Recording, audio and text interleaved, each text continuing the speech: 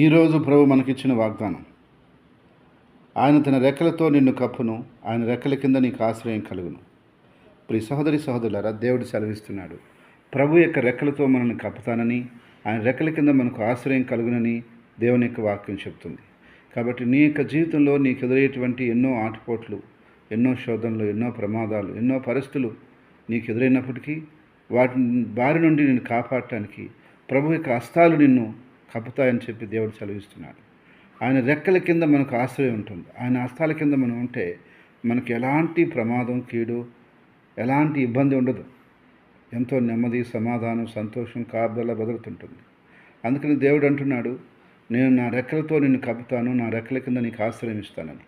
కాబట్టి నా ప్రియ సహోదరి సహోదరుడా, నీకు ఎదురవుతున్నటువంటి శోధనలో, శ్రమల్లో నీకేం ఇబ్బంది లేదు. ఆయన రెక్కల కింద నిన్ను కప్పి నీకు ఆశ్రయం ఇచ్చి నిన్ను కాపాడి వరదలు చేయనుగాక.